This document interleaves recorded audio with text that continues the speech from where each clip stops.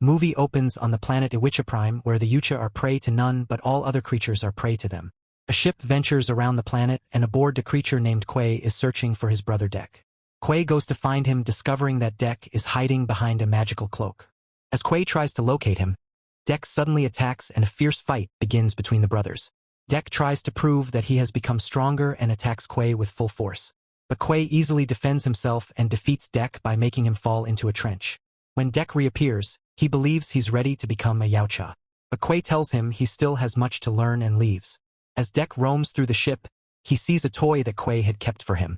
Quay tells him it is a gift, his very own spaceship, and explains that to become part of a clan, he must kill a prey and bring it home or never return. As Dek searches for his prey, Quay spots the planet Janna, known as the Death Planet and home of the unkillable creature Kaisk. Dek declares that he will kill Kaisk because their father thinks he's weak and he wants to prove himself. Quay warns him that failure means death, but Dek is adamant about his mission. Before they can leave for planet Janna, their father arrives in a spaceship. He asks Quay why Dek hasn't been killed yet, calling him the weakness of their clan, and orders Quay to kill him. Their father then traps Dek with one of his gadgets. As Quay is about to kill Dek, he instead destroys the gadget and transports Dek into the spaceship, locking him inside. Quay then fights his father for betraying him. Their father possesses magical powers that allow him to become invisible, and he overpowers Quay with his abilities. From inside the ship, Dek watches as his father overpowers and kills Quay. Before dying, Quay launches the spaceship toward planet Janna using a remote control. Dek watches helplessly as his brother is killed before his eyes. The spacecraft departs for its destination. As the spacecraft approaches planet Janna, stones in its orbit strike the hull, waking Dek from his sleep.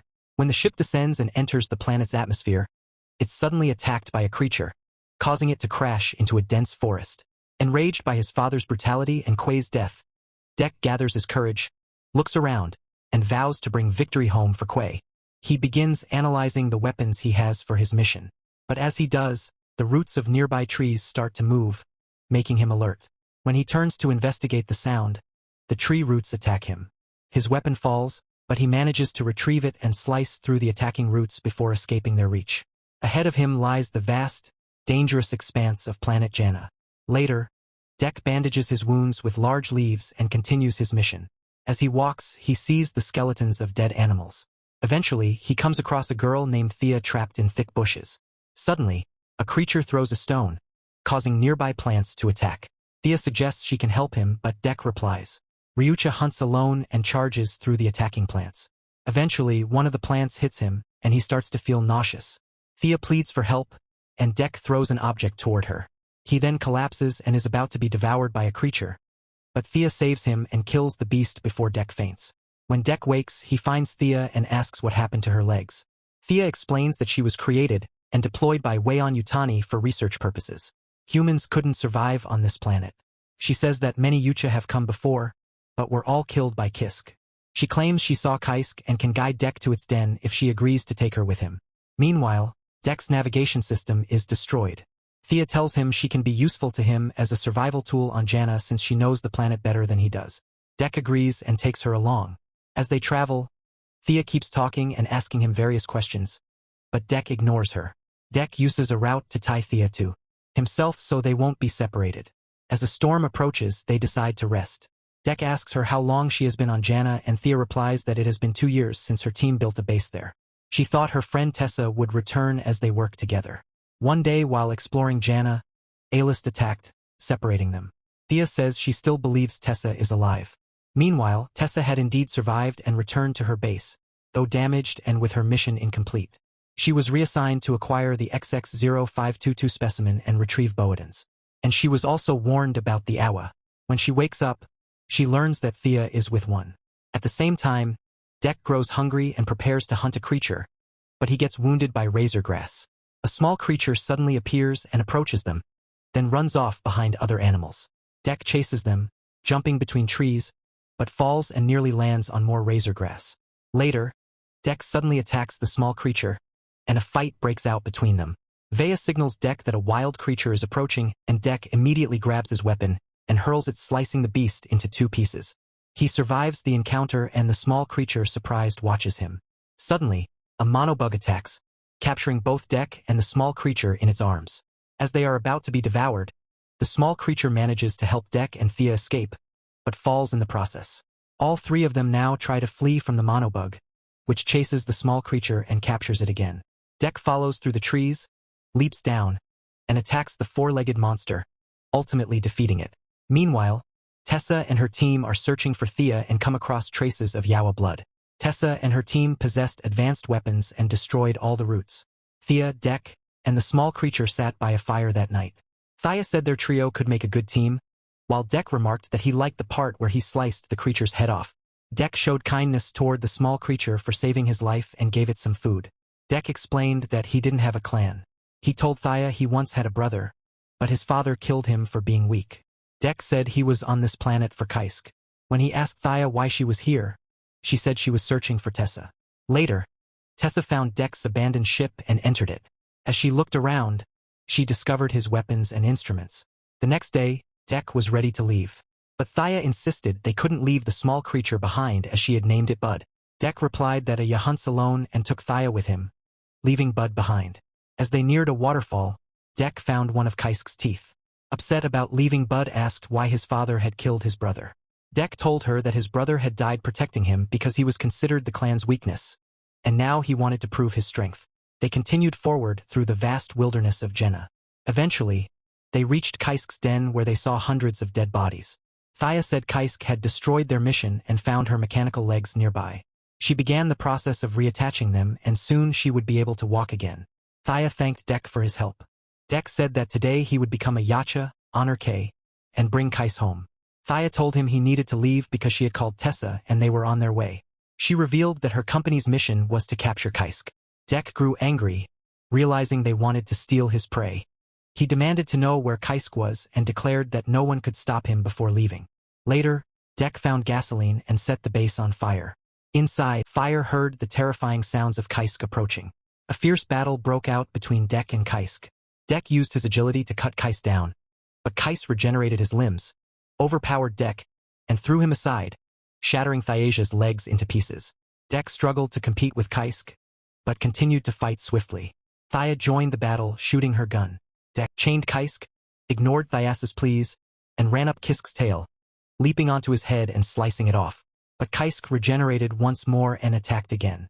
At that moment, Tessa arrived and threw an object that froze both Kaisk and Dek, capturing them. Inside her facility, Dek was locked up by Tessa. Realizing she wasn't Thea, the real Thea was under Tessa's control. Tessa scanned Dek's mind to discover his purpose, but couldn't find an answer. She told him he would now work for them, enraging Dek. Tessa revived Thea, who was happy to see her sister. Tessa said their mother would be pleased that they had captured both Kaisk and Dek. Dek, furious, believed Thea had betrayed him. Tessa injected a substance into Dek while Thea protested that the Yawa were not suitable for their experiments.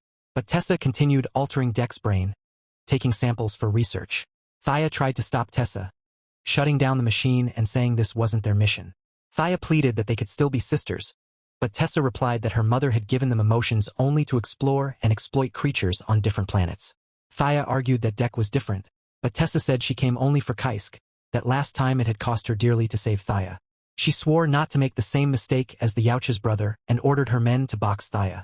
As one of the men worked nearby, Thea told the man to explain Dek's device. The man ordered Thea to open it and look inside. As he did, the device exploded, allowing Thea to escape. She screamed for Dek to run as Dek fell into the water below. Meanwhile, Thea and Tessa returned to their base. Dek reached his spacecraft, treated his wounds using his gadgets, and grew furious about being weak and betrayed. Suddenly, the spacecraft powered up, and Dek discovered his brother's armor, the symbol of the wolf, inspiring him to gather all the natural resources he could find and forge them into new weapons. As he walked, he discovered trails of Kaisk's blood and Bud's as well. At the base, Thea was locked in a containment box. Dek reactivated her mechanical legs remotely. Dek then infiltrated the base while Thea's legs distracted the soldiers. He killed them one by one, with Bud assisting him in slaying many soldiers as well. Meanwhile, Tessa was preparing to load Kaisk for experimentation, claiming that the Yao was a defective specimen and falsely reporting that Dek was dead.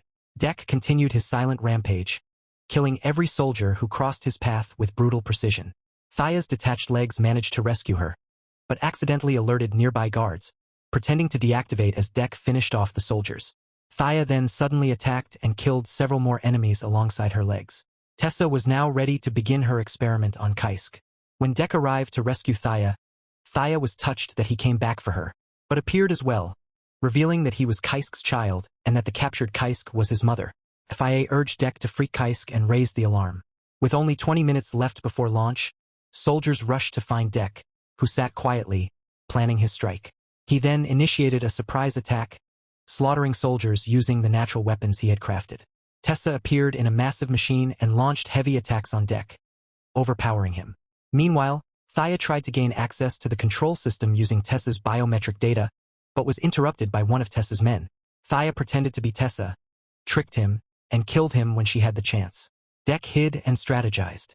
As Tessa searched for him, suddenly he ambushed him from above, clinging to her machine. At the same time, Kaisk broke free and attacked Tessa. Dek damaged the wires while Tessa threw a freeze bomb at Kaisk. But Dek shielded her and Kaisk destroyed the machine, killing Tessa before returning to Bud. But suddenly, Tessa, barely alive, activated one last freeze device that destroyed Kaisk. The explosion threw everyone aside. Bud was devastated watching his mother die. As Tessa aimed her laser at Thaya to kill her, Dek struck from behind, killing Tessa, while Bud avenged his mother by ripping off Tessa's head. Dek hugged Bud and together they returned to Prime. Upon returning, Dek told his father he came for his cloak and handed him the severed head of Galas. His father ordered his soldiers to kill him, but Dek slaughtered them in a single blow. A final battle began between father and son. Dek's father overpowered him using his cloak's invisibility, but Dek had an idea. He started the ship's engines, stirring up dust and revealing his father's outline. Dek then landed the final blow, killing his father. As his father lay dying, he told Dek that he had now earned the right to lead the clan. But Dek replied, "I have my own clan," and Bud devoured his father.